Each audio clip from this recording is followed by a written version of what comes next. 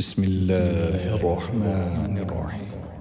لا يحب الله الجهر بالسوء من القول إلا من ظلم، وكان الله سميعا عليما.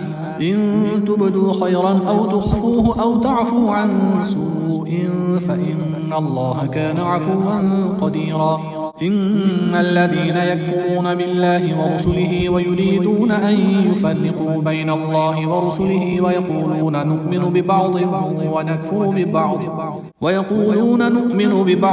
ونكفر ببعض ويريدون أن يتخذوا بين ذلك سبيلا، أولئك هم الكافرون حقا، وأعتدنا للكافرين عذابا مهينا. والذين آمنوا بالله ورسله ولم يفرقوا بين أحد منهم أولئك سوف يؤتيهم أجورهم، وكان الله غفورا رحيما. يسألك أهل الكتاب أن تنزل عليهم كتابا من السماء فقد سألوا موسى أكبر من ذلك فقالوا أرنا الله جهرة فأخذتهم الصاعقة بظلمهم ثم اتخذوا العجل من بعد ما جاءتهم البينات فعفونا عن ذلك وآتينا موسى سلطانا مبينا. ورفعنا فوقهم الطور بميثاقهم وقلنا لهم ادخلوا الباب سجدا وقلنا لهم لا تعدوا في السبت وأخذنا منهم ميثاقا غليظا. فبما نقضهم ميثاقهم وكفرهم بآيات الله وقتلهم الأنبياء بغير حق وقولهم قلوبنا غلف بل طبع الله عليها بكفرهم فلا يؤمنون إلا قليلا. وبكفرهم وقولهم على مريم بهتانا عظيما، وقولهم إنا قتلنا المسيح عيسى ابن مريم رسول الله وما قتلوه وما صلبوه ولكن شبه لهم، وإن الذين اختلفوا فيه لفي شك منه ما لهم به من علم إلا اتباع الظن وما قتلوه يقينا، بل رفعه الله إليه وكان الله عزيزا حكيما. وإن من أهل الكتاب إلا ليؤمنن به قبل موته ويوم القيامة يكون عليهم شهيدا. فبظلم من الذين هادوا حرمنا عليهم طيبات أحلت لهم وبصدهم عن سبيل الله كثيرا وأخذهم الربا وقد نهوا عنه وأكلهم أموال الناس بالباطل وأعتدنا للكافرين منهم عذابا أليما. لكن الراسخون في العلم منهم والمؤمنون يؤمنون بما أنزل إليك وما أنزل من قبلك والمقيمين الصلاة والمؤتون الزكاة والمؤمنون بالله واليوم الآخر أولئك سنؤتيهم أجرا عظيما. إنا أوحينا إليك كما أوحينا إلى نوح والنبيين من بعده وأوحينا إلى إبراهيم وإسماعيل وإسحاق ويعقوب والأسباط وعيسى وأيوب ويونس وهارون وسليمان وآتينا داود زبورا. ورسلا قد قصصناهم عليك من قبل ورسلا لم نقصصهم عليك وكلم الله موسى تكليما. رسلا مبشرين ومنذرين لئلا يكون للناس على الله حجة بعد الرسل وكان الله عزيزا حكيما. لكن الله يشهد بما أنزل إليك أنزله بعلمه والملائكة يشهدون وكفى بالله شهيدا. إن الذين كفروا وصدوا عن سبيل الله قد ضلوا ضلالا بعيدا.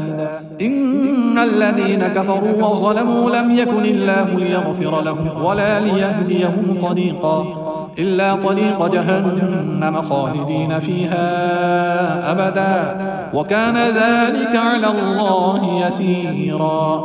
يا أيها الناس قد جاءكم الرسول بالحق من ربكم فآمنوا خيرا لكم وإن تكفروا فإن لله ما في السماوات والأرض وكان الله عليما حكيما. يا أهل الكتاب لا تغلوا في دينكم ولا تقولوا على الله إلا الحق. إنما المسيح عيسى ابن مريم رسول الله وكلمته ألقاها إلى مريم وروح منه فآمنوا بالله ورسله ولا تقولوا ثلاثة انتهوا خيرا لكم إنما الله إله واحد سبحانه أن يكون له ولد له ما في السماوات وما في الأرض وكفى بالله وكيلا. لن يستنكف المسيح أن يكون عبدا لله ولا الملائكة المقربون ومن يستنكف عن عبادته ويستكبر فسيحشرهم إليه جميعا. فأما الذين آمنوا وعملوا الصالحات فيوفيهم أجورهم ويزيدهم من فضله وأما الذين استنكفوا واستكبروا فيعذبهم عذابا أليما ولا يجدون لهم من دون الله وليا ولا نصيرا. يا أيها الناس قد جاءكم برهان من ربكم وأنزلنا إليكم نورا مبينا. فأما الذين آمنوا بالله واعتصموا به فسيدخلهم في رحمة منه وفضل ويهديهم إليه صراطا مستقيما. يستفتونك قل الله يفتيكم في الكلالة إن امرؤ هلك ليس له ولد وله أخت فلها نصف ما ترك وهو يرثها إن لم يكن لها ولد فإن كانت اثنتين فلهما الثلثان مما ترك وإن كانوا إخوة رجالا ونساء فللذكر مثل حظ الأنثيين. يبين الله لكم أن تضلوا والله بكل شيء عليم. بسم الله الرحمن الرحيم. يا أيها الذين آمنوا أوفوا بالعقود أحلت لكم بهيمة الأنعام إلا ما يتلى عليكم غير محل الصيد وأنتم حرم إن الله يحكم ما يريد. يا أيها الذين آمنوا لا تحلوا شعائر الله ولا الشهر الحرام ولا الهدي ولا القلائد ولا آمين البيت الحرام يبتغون فضلا من ربهم ورضوانا. وإذا حللتم فاصطادوا ولا يجرمنكم شنآن قوم أن صدوكم عن المسجد الحرام أن تعتدوا وتعاونوا على البر والتقوى ولا تعاونوا على الإثم والعدوان واتقوا الله إن الله شديد العقاب. حرمت عليكم الميتة والدم ولحم الخنزير وما أهل لغير الله به والمنخنقة والموقودة والمتردية والنطيحة وما أكل السبع إلا ما ذكيتم وما ذبح على النصب وأن تستقسموا بالأزلام ذلكم فسق. اليوم يئس الذين كفروا من دينكم فلا تخشوهم واخشون. اليوم أكملت لكم دينكم وأتممت عليكم نعمتي ورضيت لكم الإسلام دينا فمن اضطر في مخمصة غير متجانف لإثم فإن الله غفور رحيم. يسألونك ماذا أحل لهم قل أحل لكم الطيبات وما علمتم من الجوارح مكلبين تعلمونهن مما علمكم الله فكلوا مما أمسكن عليكم واذكروا اسم الله عليه واتقوا الله إن الله سريع الحساب. اليوم أحل لكم الطيبات وطعام الذين أوتوا الكتاب حل لكم وطعامكم حل لهم والمحصنات من المؤمنات والمحصنات من الذين أوتوا الكتاب من قبلكم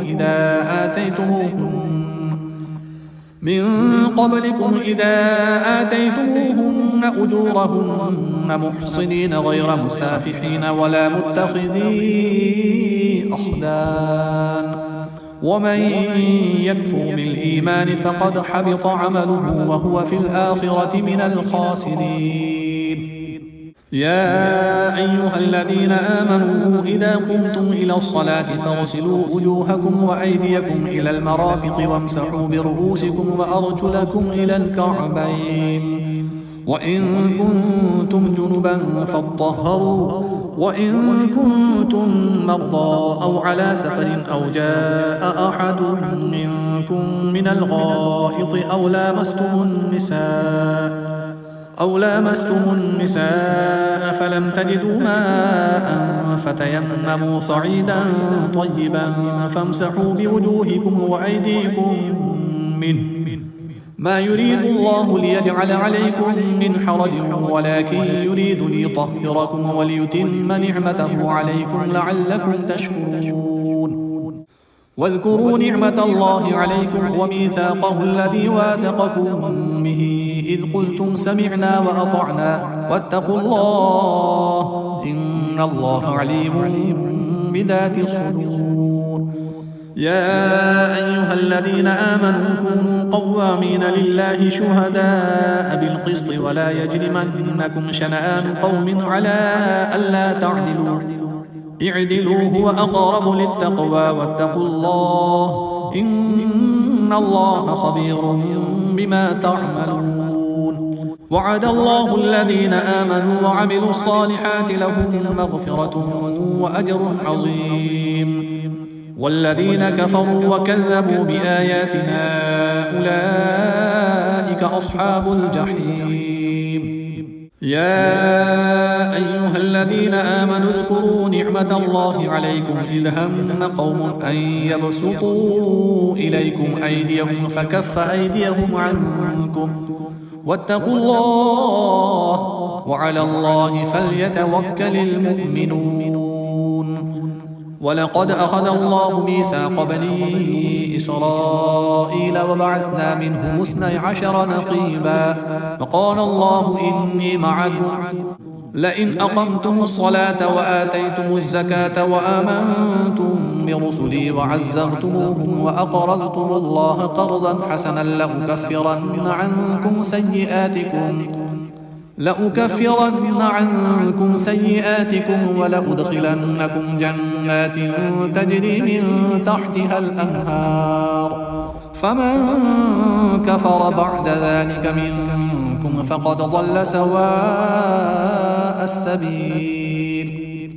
فبما نقضهم ميثاقهم لعناهم وجعلنا قلوبهم قاسية يحرفون الكلم عن مواضعه ونسوا حظا مما ذكروا به ولا تزال تطلع على خائنة منهم إلا قليلا منهم فاعف عنهم واصفح إن الله يحب المحسنين.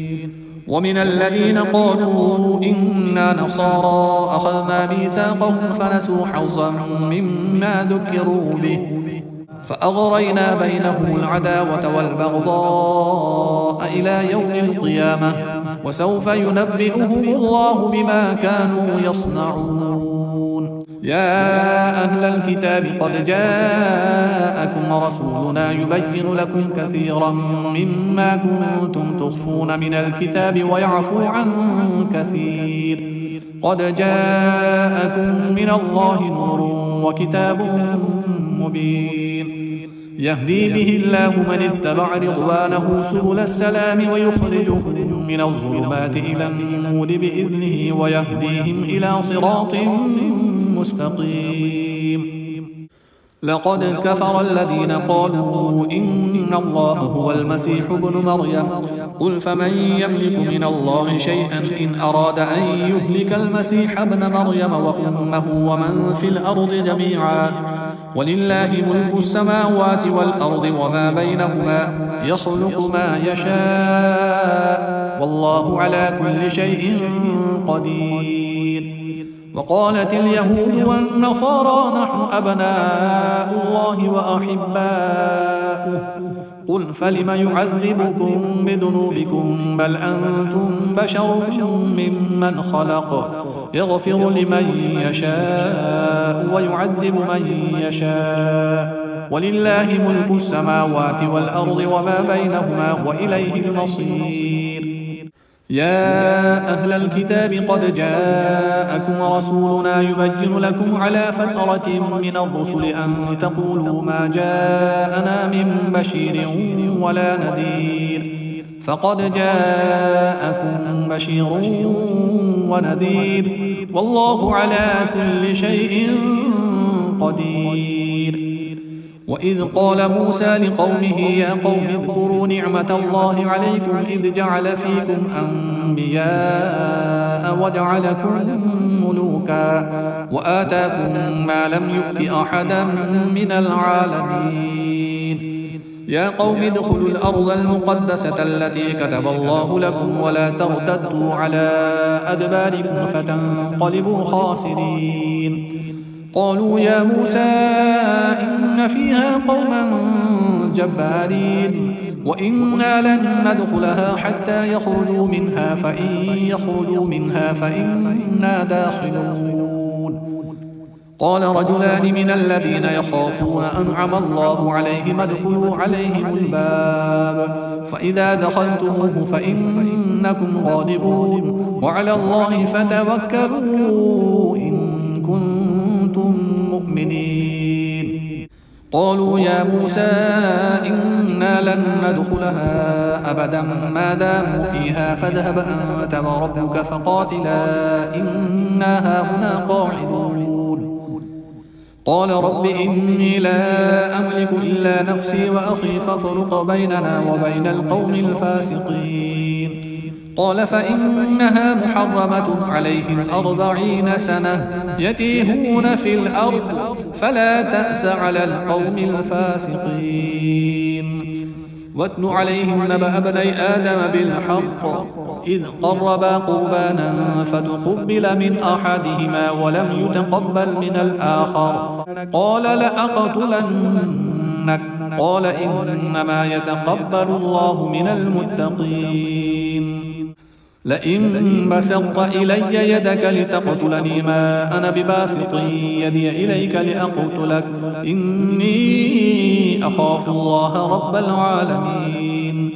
إني أريد أن تبوء بإثمي وإثمك فتكون من أصحاب النار وذلك جزاء الظالمين.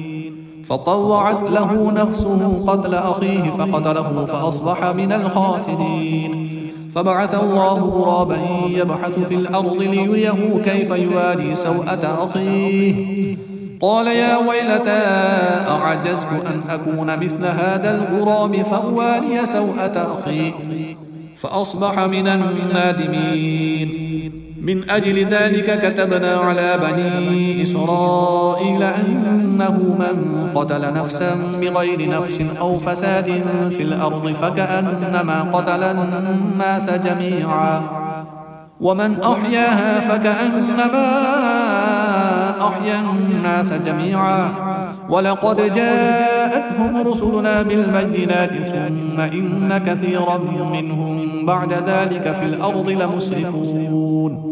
إنما جزاء الذين يحاربون الله ورسوله ويسعون في الأرض فسادا أن يقتلوا أو يصلبوا أو تقطع أيديهم وأرجلهم من خلاف أو ينفوا من الأرض ذلك لهم خزي في الدنيا ولهم في الآخرة عذاب عظيم.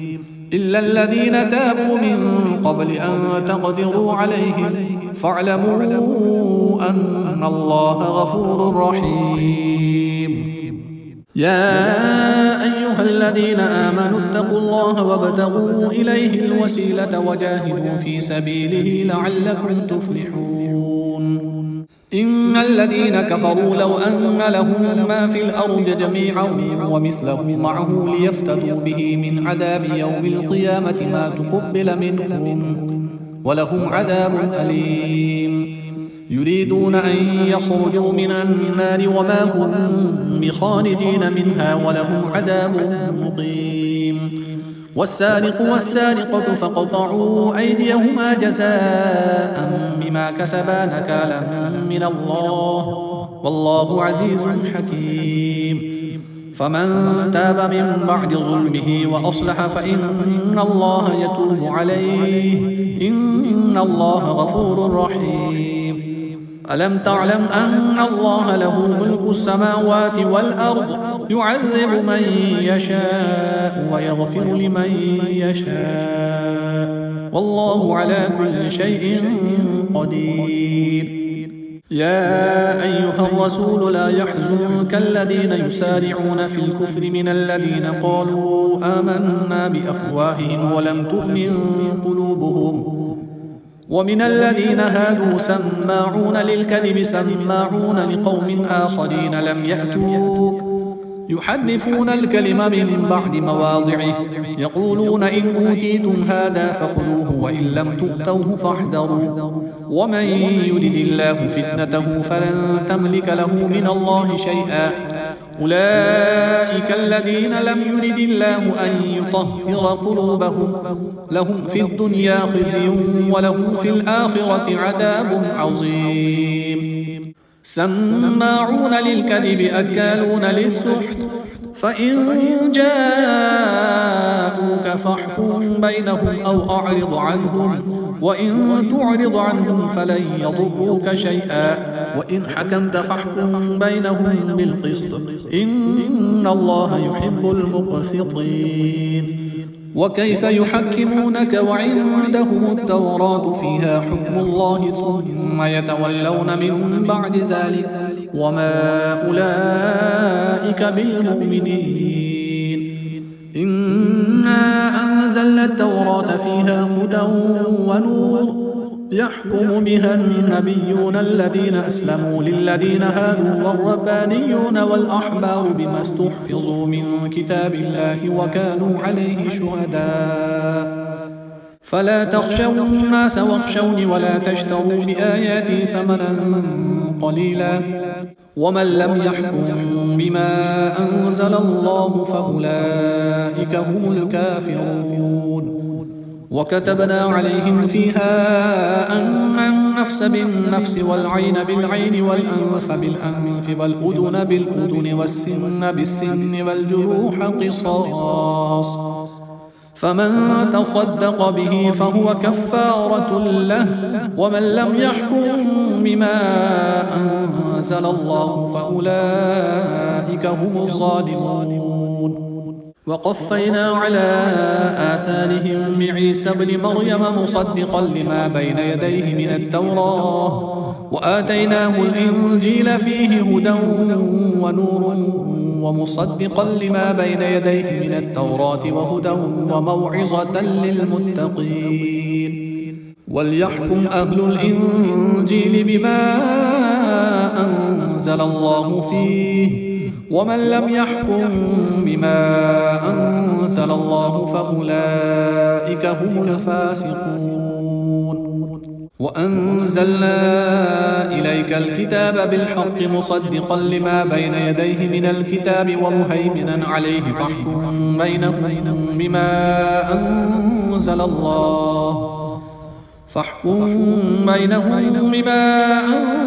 الله ولا تتبع أهواءهم عما جاءك من الحق لكل جعلنا منكم شرعة ومنهاجا ولو شاء الله لجعلكم أمة واحدة ولكن ليبلوكم فيما آتاكم فاستبقوا الخيرات إلى الله مرجعكم جميعا فينبئكم بما كنتم فيه تختلفون. وأن احكم بينهم بما أنزل الله ولا تتبع أهواءهم واحذرهم أن يفتنوك عن بعض ما أنزل الله إليك فإن تولوا فاعلم أنما يريد الله أن يصيبهم ببعض ذنوبهم وإن كثيرا من الناس لفاسقون.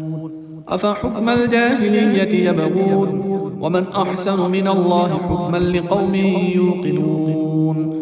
يا أيها الذين آمنوا لا تتخذوا اليهود والنصارى أولياء بعضهم أولياء بعض ومن يتولهم منكم فإنه منهم إن الله لا يهدي القوم الظالمين. فترى الذين في قلوبهم مرض يسارعون فيهم يقولون نخشى أن تصيبنا دائرة فعسى الله أن يأتي بالفتح أو أمر من عنده فيصبحوا على ما أسروا في أنفسهم نادمين. ويقول الذين آمنوا أهؤلاء الذين أقسموا بالله جهد أيمانهم إنهم لمعكم حبطت أعمالهم فأصبحوا خاسرين. يا أيها الذين آمنوا من يرتد منكم عن دينه فسوف يأتي الله بقوم يحبهم ويحبونه أذلة على المؤمنين أعزة على الكافرين يجاهدون في سبيل الله ولا يخافون لومة لائم ذلك فضل الله يؤتيه من يشاء والله واسع عليم. إنما وليكم الله ورسوله والذين آمنوا الذين يقيمون الصلاة ويؤتون الزكاة وهم راكعون.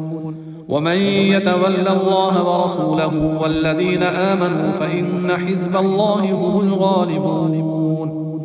يا أيها الذين آمنوا لا تتخذوا الذين اتخذوا دينكم هزوا ولعبا من الذين أوتوا الكتاب من قبلكم والكفار أولياء واتقوا الله إن كنتم مؤمنين.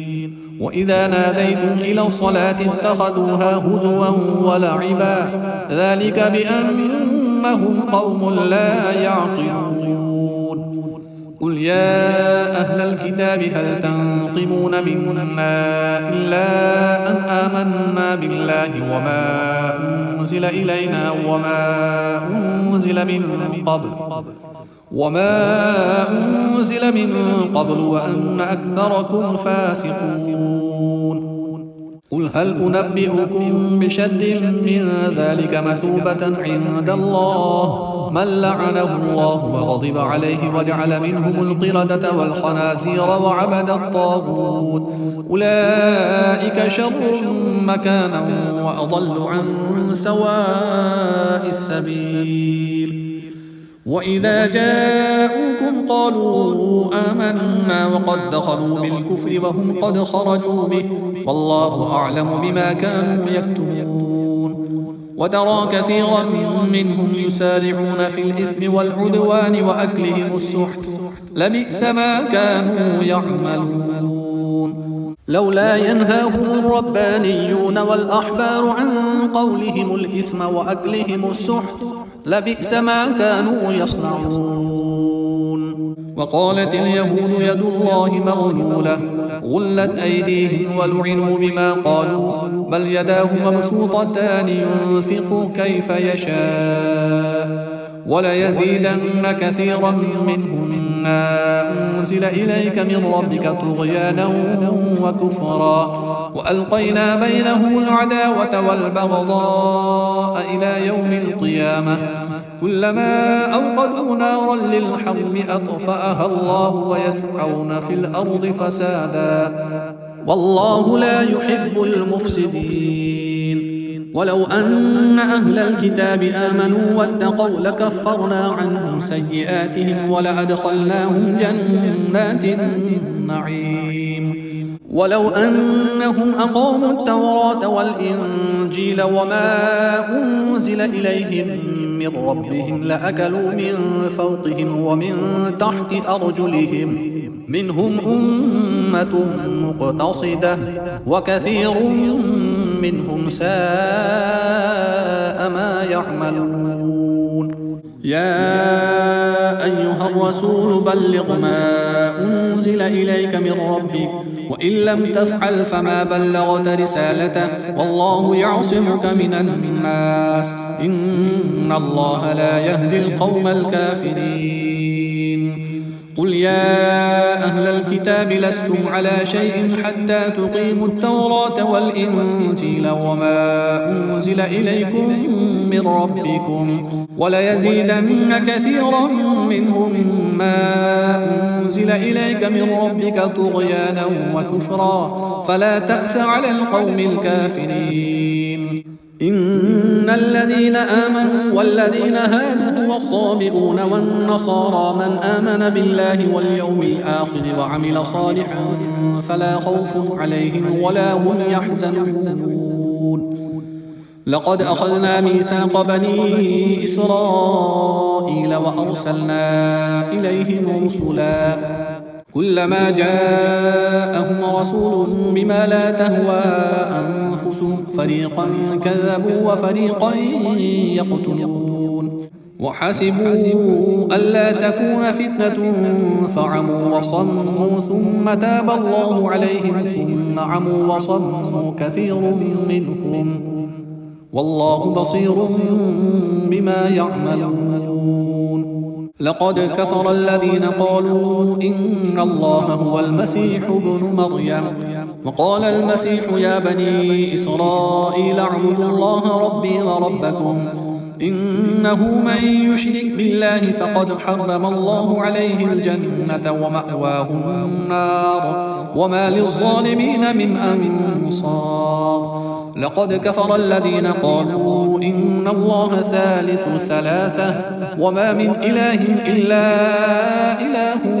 واحد وإن لم ينتهوا عما يقولون ليمسن الذين كفروا منهم عذاب أليم أفلا يتوبون إلى الله ويستغفرونه والله غفور رحيم ما المسيح ابن مريم إلا رسول قد خلت من قبله الرسل وأمه صديقة كانا يأكلان الطعام انظر كيف نبين لهم الآيات ثم انظر أنا يؤفكون قل أتعبدون من دون الله ما لا يملك لكم ضرا ولا نفعا والله هو السميع العليم قل يا أهل الكتاب لا تغلوا في دينكم غير الحق ولا تتبعوا أهواء قوم قد ضلوا من قبل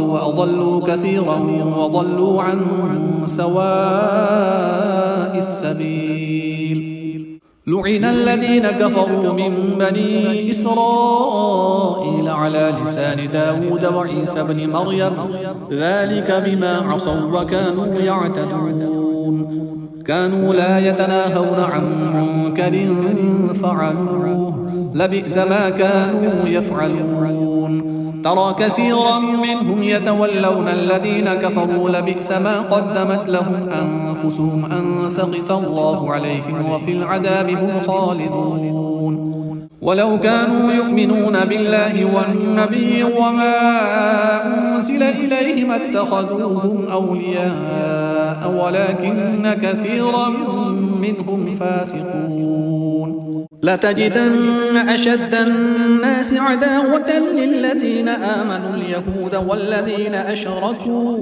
ولتجدن أقربهم مودة للذين آمنوا الذين قالوا إنا نصارى ذلك بأن منهم قسيسين ورهبانا وأنهم لا يستكبرون